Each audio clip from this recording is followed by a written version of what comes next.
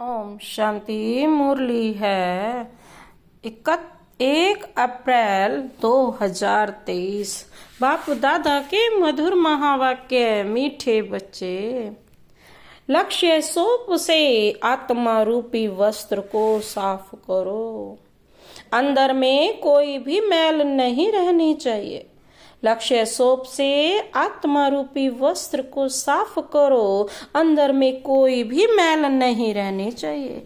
आज का प्रश्न है, पुरुषार्थी बच्चे कर्मों की किस गुह्य गति को जानते हुए पुरुषार्थ में सदा तत्पर रहते हैं? पुरुषार्थी बच्चे कर्मों की किस गुह्य गति को जानते हुए पुरुषार्थ में सदा तत्पर रहते हैं? बाबा ने उत्तर दिया, आत्मा पर अनेक जन्मों के पाप कर्मों का बोझ है, अनेक कड़े संस्कार हैं। उन संस्कारों को बिगर योग के परिवर्तन नहीं किया जा सकता।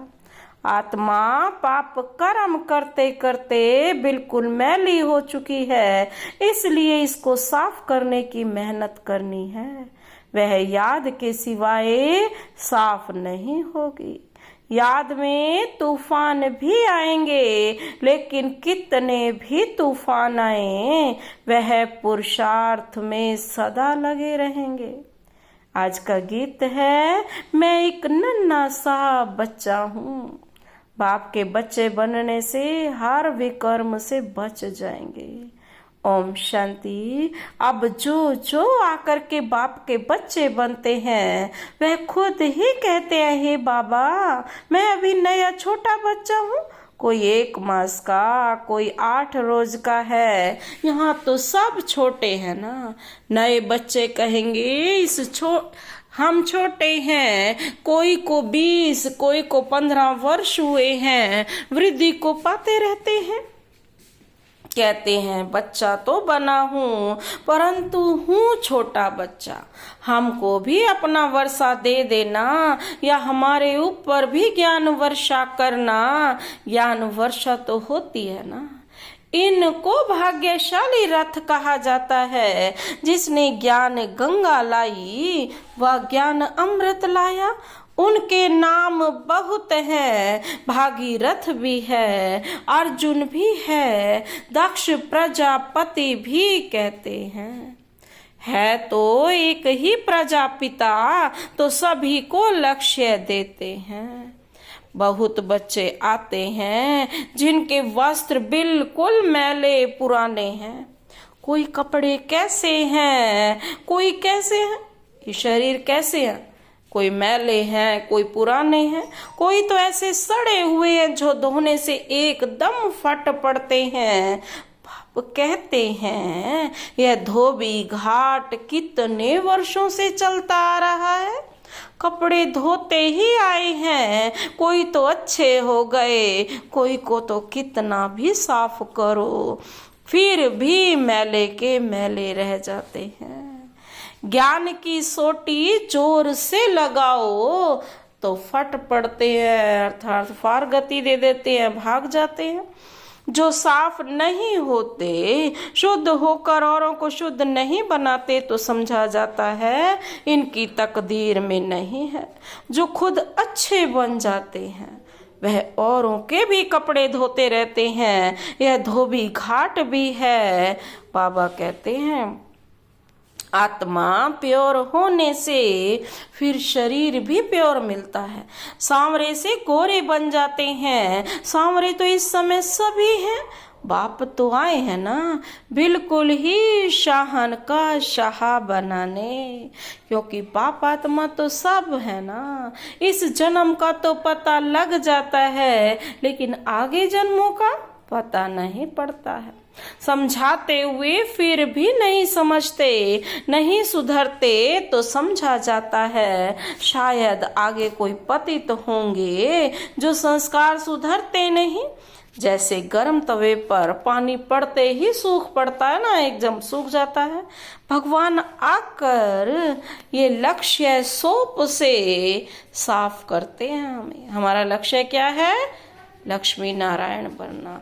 हर एक की नब्ज देखी जाती है। बाप तो बिल्कुल सहज समझाते हैं, बच्चे मुझे याद करने से आत्मा प्योर होती जाएगी, नष्टो मोह भी होना है, मोस्ट बिलवेड बाप है।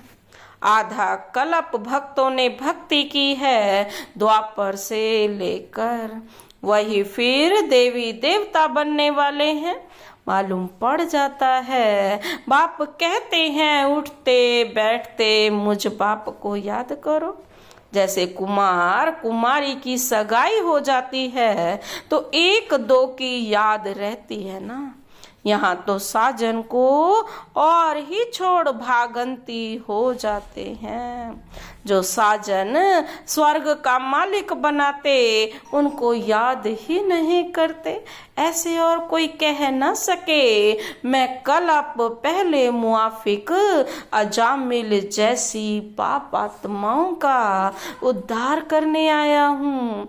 कोई का कपड़ा अच्छा है, कोई का मैला है। स्त्री कहती है बाबा हमको पवित्र शुद्ध बनाओ।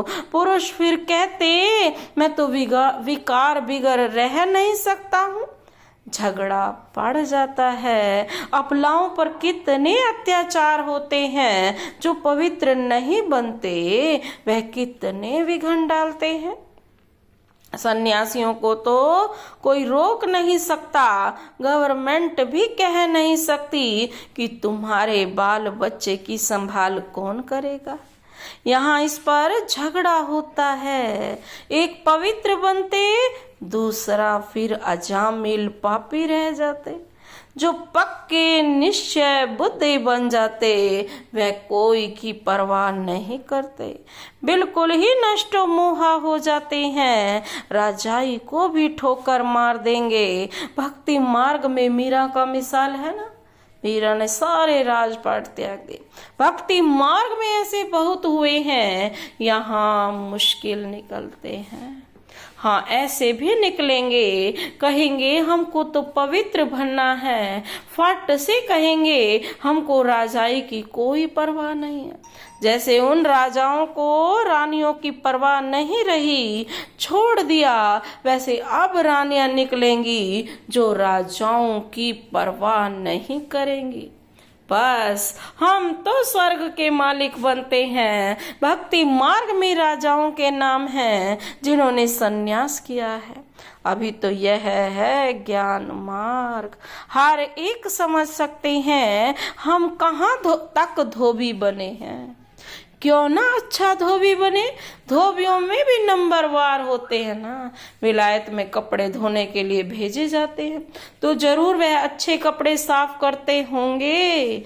यहाँ भी ऐसे हैं, कोई तो झट साफ हो श्रीमत पर चल पड़ते हैं, पावन बन और बनाते हैं। पुरुष पवित्र नहीं बनते तो स्त्रियों को कितना सहन करना पड़ता है।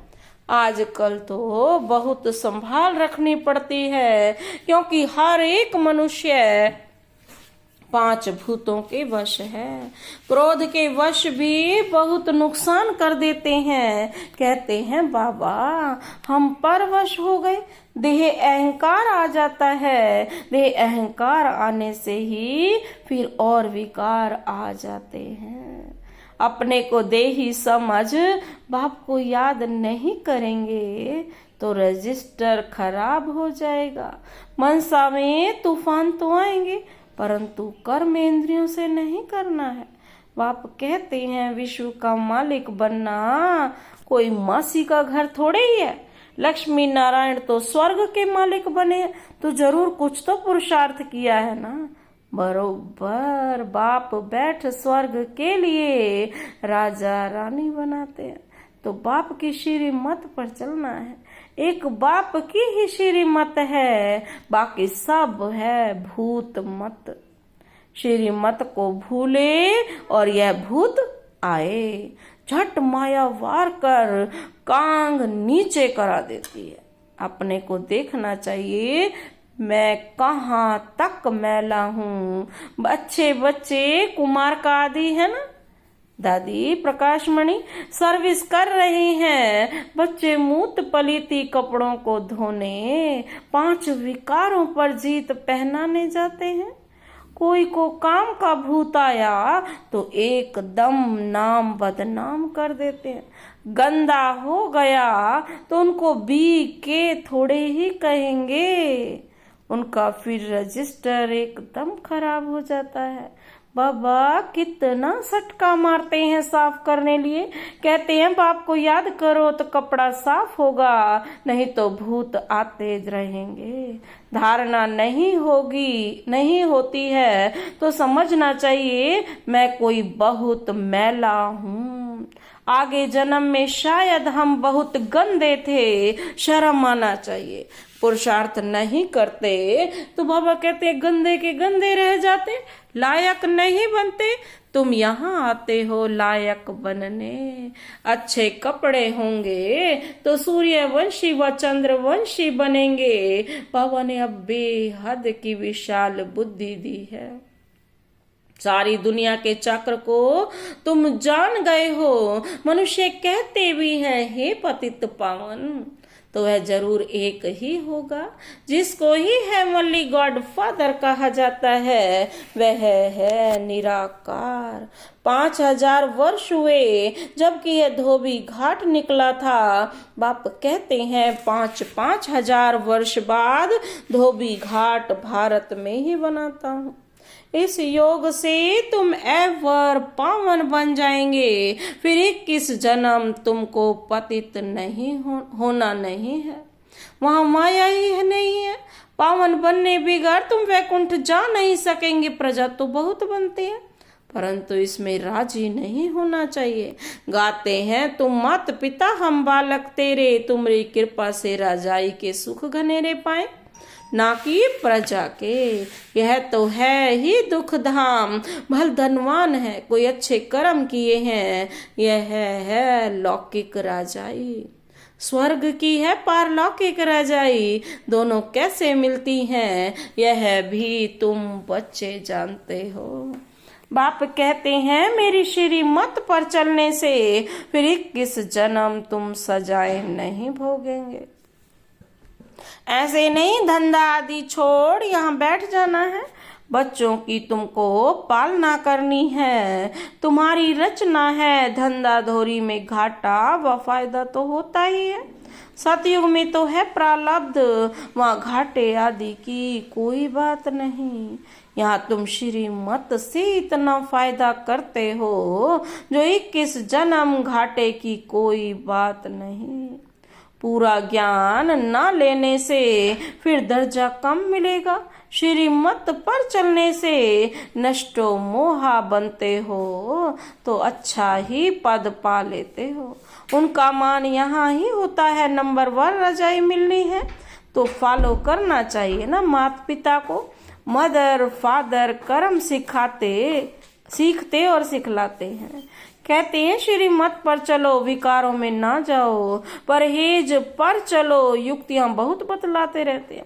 अविनाशी सर्जन बाबा है, बाकी सभी हैं पेशेंट्स, तुम मददगार बनते हो, तुम हो नायब सर्जन नंबर 1। सबसे तीखा तो अविनाशी सर्जन शिव बाबा एक ही है, सर्जनों में नंबर 1 होता है ना। कोई तो लाख भी कमाते, कोई तो अपना पेट भी पूरा नहीं भर सकते, कोई चलते चलते बाप का हाथ छोड़ देते तो उनके लिए कहेंगे ना ये छी छी मैले कपड़े हैं। बहुत जन्मों के संस्कार खींचते हैं ना, फिर ज्ञान धारणा नहीं कर सकते, ज्ञान का रंग चढ़ता नहीं। यह भी ड्रामा, बाबा आते ही है सुख देने लिए, साधुओं को भी निर्वाण धाम अपने सेक्शन में भेज देंगे। भारत का जो आदि सनातन देवी देवता धर्म है वह प्राय लोप हो गया है। अपने धर्म कर्म से भ्रष्ट हो गई हैं। देवी देवता कहलाने वाला कोई रहा नहीं है। ना हो तब तो मैं आकर स्थापन करूं तो जरूर और भी धर्म की आत्माओं को वापस ले जाना पड़े। मनुष्य मुक्ति धाम में ही जाना चाहते हैं। बाप कहते हैं मैं इसके लिए ही आया हूँ। तो बच्चों को अपने से पूछना चाहिए, क्या आगे हम बहुत पतित थे जो धारणा नहीं होती? मम्मा बाबा के तख्त नशीन बन नहीं सकते तो जाकर दास दासी बनेंगे।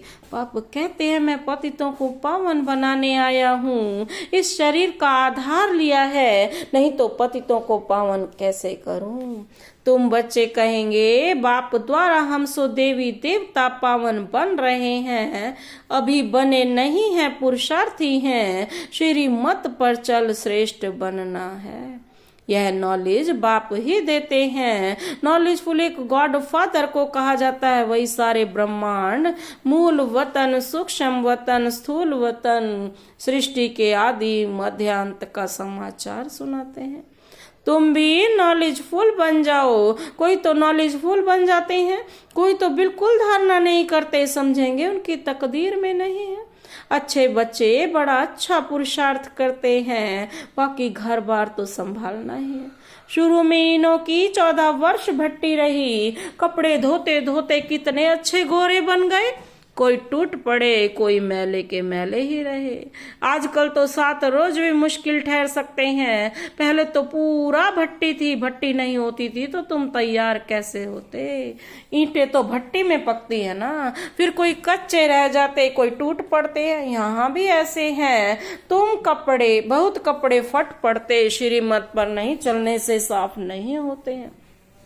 अब आत्माओं की परम पिता परमात्मा के साथ सगाई कराई जाती है। शिव बाबा कहते हैं मैं तो एवर पावन हूँ, मुझे याद करते रहो तो तुम पावन बनते जाएंगे। गृहस्थ व्यवहार में रहते यह प्रैक्टिस करो। जो अच्छे बच्चे हैं वे तो झट प्रैक्टिस में लग जाते हैं, खुशी में रहते हैं, रात को जाग कर अपनी आत्मा को धोते हैं, समझते हैं पवित्र बनेंगे तो कपड़ा भी पवित्र मिलेगा। इसलिए बाबा कहते हैं नींद को जीतने वाले बनो।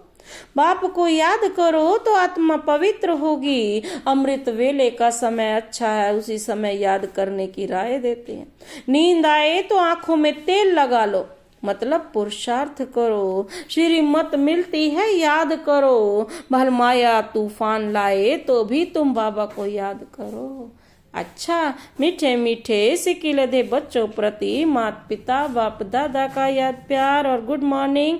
रूहानी बाप की रूहानी बच्चों को नमस्ते। हम रूहानी बच्चों की रूहानी बाप दादा को नमस्ते नमस्ते, गुड मॉर्निंग। धारणा के लिए मुख्य सार है। पहला पॉइंट है श्रीमत पर पूरा नष्टो मुहा बनना है, परहेज और युक्ति से चलना है, रजिस्टर खराब नहीं होने देना है। दूसरा है नींद को जीतने वाला बन।